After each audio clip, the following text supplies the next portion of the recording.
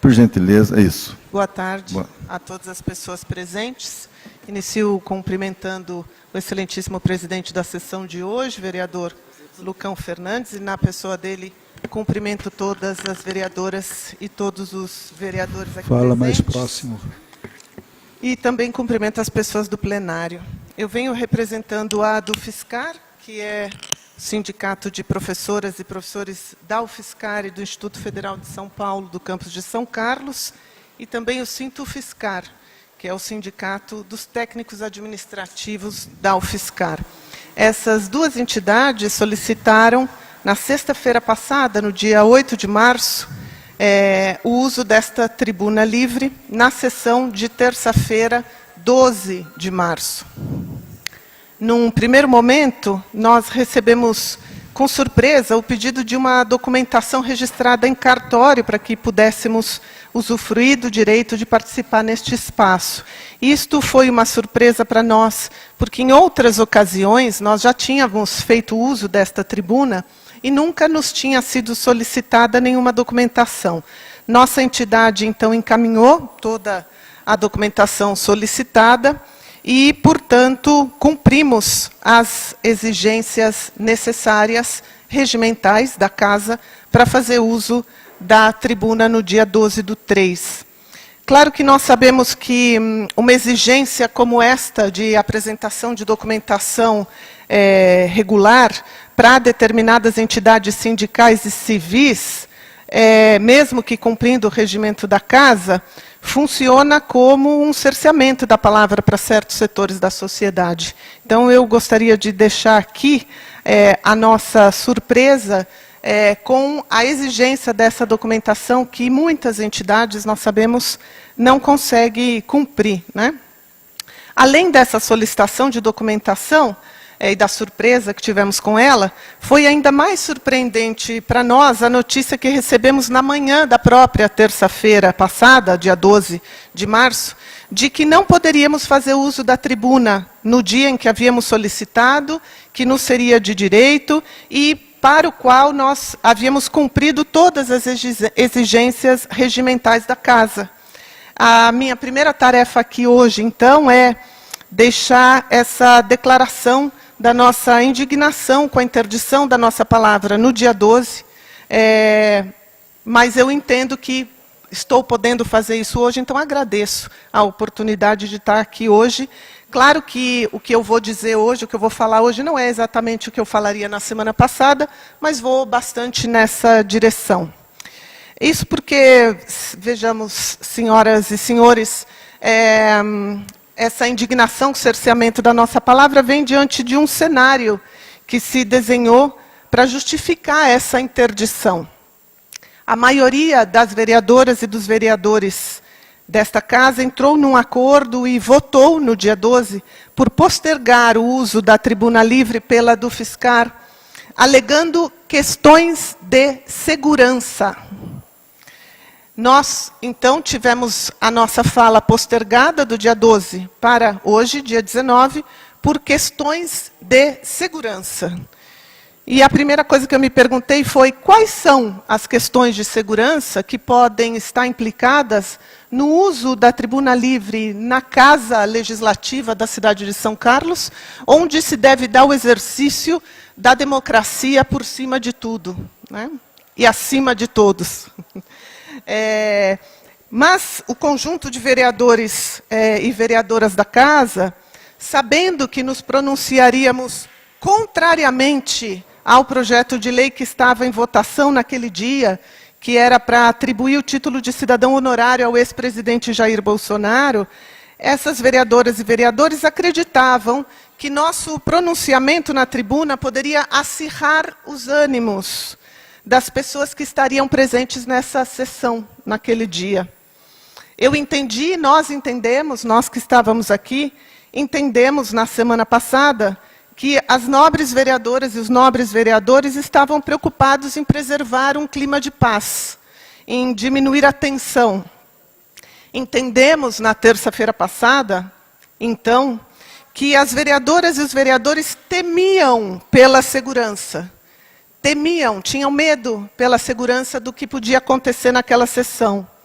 E nós não podemos interpretar esse temor de outra forma que não por meio do fato de que as vereadoras e os vereadores desta casa conhecem muito bem o discurso de ódio que caracteriza aquele que recebeu o título de cidadão honorário de São Carlos, o ex-presidente Jair Bolsonaro.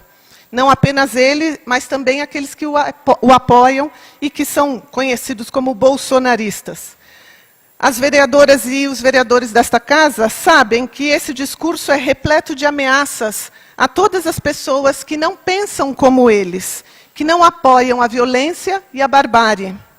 As vereadoras e os vereadores usaram o argumento da segurança porque sabem muito bem que Bolsonaro e os bolsonaristas apelam para a violência verbal e física com muita frequência. Esses vereadores... Por gentileza, pode prosseguir. Eu peço que meu tempo seja retomado, por favor. Pode seguir em frente. Obrigada. Esses vereadores e vereadoras estão muito bem informados. E informados como são, sabem muito bem dos danos cometidos por aqueles que se dizem cidadãs e cidadãos do bem, mas que estiveram em 8 de janeiro de 2023... Por gentileza, eu não estou conseguindo identificar isso. Eu preciso identificar quem é. É aquela Eu pessoa peço, ali. por gentileza, que não atrapalhe a fala da... Esqueci o nome. Fernanda. Da Fernanda, que estava fazendo uso da tribuna. Por favor. Os vereadores e vereadoras desta casa sabem muito bem dos danos cometidos por aqueles que se dizem cidadãs e cidadãos do bem, mas que estiveram naquele 8 de janeiro de 2023 em Brasília e defecaram no Superior Tribunal Federal e depredaram o prédio do Congresso Nacional e do Palácio do Planalto. Na semana passada, nós soubemos, inclusive, que algumas das pessoas que participaram desses ataques contra a democracia de 8 de janeiro de 2023 estavam aqui, neste plenário. Quem esteve na fila ou no interior do plenário durante a sessão, como eu e várias das pessoas aqui estiveram, pôde ouvir de parte de algumas dessas pessoas que diziam em alto e bom som do seu orgulho de ter participado do que foi uma tentativa de golpe ao Estado Democrático de Direito no nosso país. Nós pudemos ouvir essas pessoas dizendo, abro aspas, porque cito o que eu escutei. Fomos a Brasília porque queríamos a guerra mesmo. E pudemos ouvi-las dizendo, foi lindo tudo o que fizemos. Ou seja, pudemos compreender que as vereadoras e os vereadores que aprovaram que nossa manifestação na Tribuna Livre não deveria acontecer naquele momento da semana passada, na verdade, eles estavam tentando nos defender, inclusive a nós que viríamos aqui usar a tribuna, nos defender de possíveis ataques que nós poderíamos sofrer aqui dentro ou mesmo na rua, depois de expormos o que nós iríamos expor aqui com a nossa oposição à concessão do título de São Carlos ao ex-presidente. E vale lembrar, não apenas ex-presidente, mas político inelegível, e hoje também, a partir das notícias que acompanhamos, indiciado pela Polícia Federal pelos crimes de associação criminosa e inserção de dados falsos no Sistema Único de Saúde, após investigação de esquema de falsificação de certificados da vacina de Covid-19. Esse mesmo ex-presidente é também acusado de ser um dos principais responsáveis por orquestrar esse atentado à democracia de 8 de janeiro de 2023. Então, senhoras e senhores, em primeiro lugar, eu quero agradecer às nobres vereadoras e os nobres vereadores por se preocuparem em garantir a segurança de quem viria aqui falar e garantir a minha segurança, neste caso, que estou aqui falando contra o que foi votado na semana passada. Quero agradecer os vereadores e as vereadoras por pensarem e agirem para proteger todas e todos que estivemos aqui em meio à violência. Uma violência que, como era previsto, estava presente na terça-feira, mas esse impedimento do uso da tribuna acabou por permitir que quase todas e quase todos saíssemos ilesos, pelo menos fisicamente.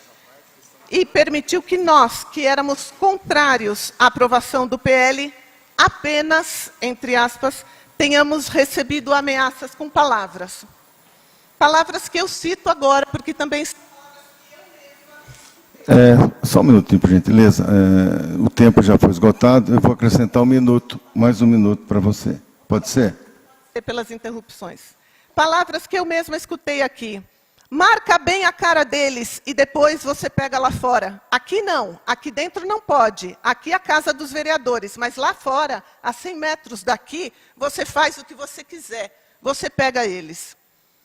Então eu termino dizendo, de fato, a pergunta que não cala na minha cabeça é: por que conceder o título de cidadão honorário da cidade de São Carlos a uma pessoa que simboliza e que materializa toda essa violência? Uma cidade que tem 2 universidades públicas das maiores do país, uma cidade que tem o maior número de doutores por metro quadrado. O povo são-carlense, digno, honesto e trabalhador, não merece essa pessoa com essa honraria.